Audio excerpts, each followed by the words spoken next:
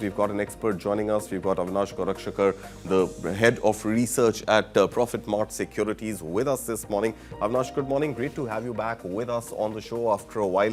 What are you making of the sentiment on the markets right now? Is there a trend line that you can establish, given all the uncertainties still pretty much remain in the speculative zone? But is there a clear direction where markets are headed from here? Yeah, good morning, Kartik. I think clearly, I think if you look at the sectoral kind of flavor, I think, stocks like IT, metals, they look pretty interesting. Metals, I think if you observe the moment yesterday also, I think Yep. most of the stocks were in positive territory. If you look at Vedanta, Tata Steel, Hindalco, I think we have been seeing a lot of buying interest coming in here. More importantly, metal prices have stabilized, domestic infra spending has increased, and globally, I think hopefully once the India-US tariff deal is complete, I think there's going to be a lot of inflow from foreign investors. Our sense is that already some buying has started, but on the FI side, I think we need a lot of push, despite the fact that a lot of buying happened, in the last few weeks by the domestic funds. The market seems to have consolidated around 26,000 level. Now, going forward, it's going to be the earnings push as well as the sentiment, driver.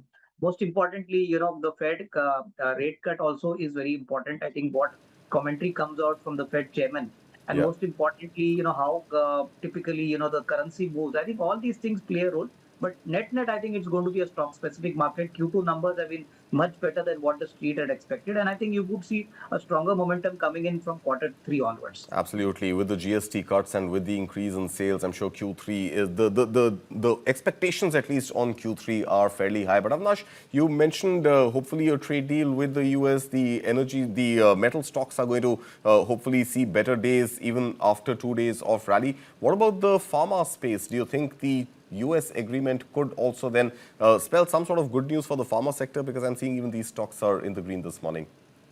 Yeah, I think see companies which are largely focused on the US market like Sun Pharma, Lupin, Torrent Pharma, Dr. Reddy's. I think Dr. Reddy's also numbers was much better than what the street expected. Right. So I think net it's going to be a good kind of a run for these companies. I think clearly as the uncertainty starts webbing away, I think you're going to see a lot of good accumulation happening here.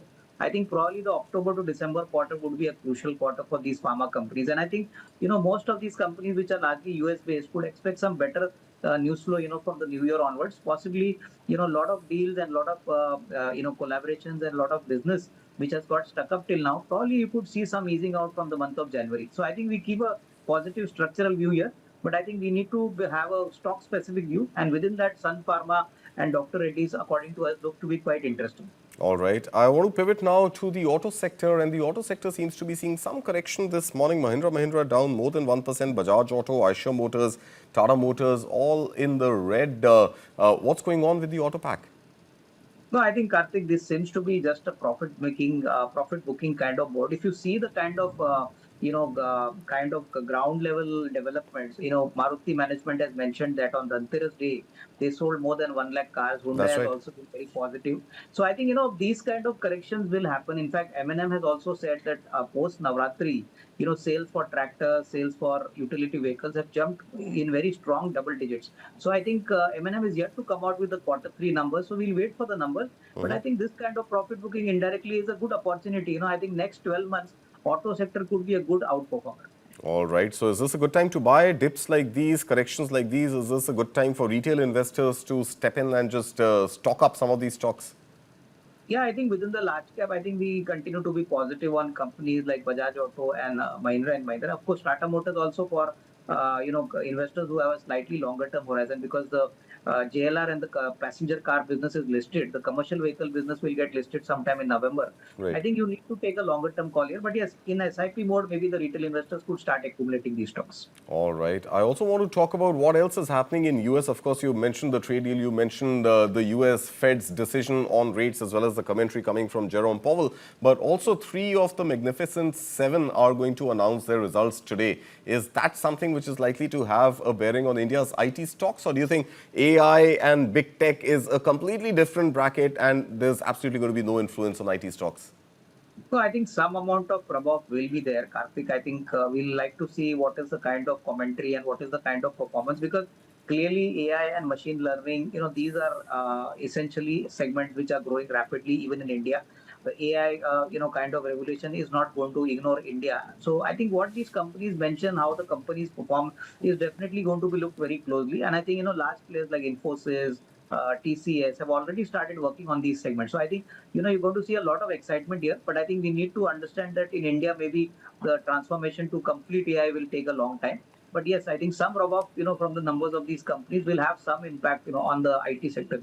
All right. We were, in fact, speaking during somewhat 2082, we were speaking to some other market experts as well. And one of the opinion that seemed to be echoed by all of them, Avnish, was the fact that perhaps this is the time for Indians to also participate in US stocks. Now, of course, we had seen this momentum pick up during COVID and then it sort of ebbed out. In your mind, do you think the valuations of US stocks, especially the big tech, the Magnificent Seven, the IT heavy stocks is already too high, or do you think it's okay for retail investors in India to dabble a little bit in US equities as well? Because I'm looking at the board. Nvidia, for example, is up almost 5%.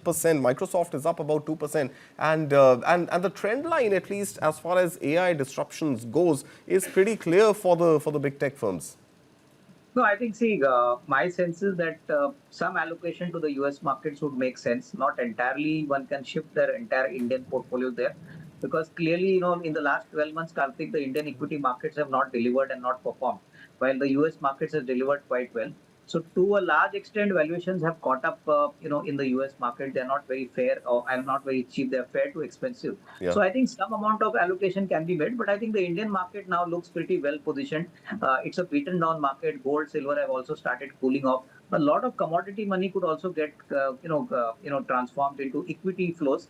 And I think we are all waiting for the big number from the FIs, which hopefully post January, February, if these flows start in a big way, then I think the entire sentiment for the Indian equity market would change. So I think should have a small allocation to the US market, but I think keep invested in the India story also. All right, stay invested in the India story, but some allocation to the US stocks for not heard. That's the view coming in from Avinash Gorakshakar. Avinash, thank you so much. As always, pleasure having you here with us on News.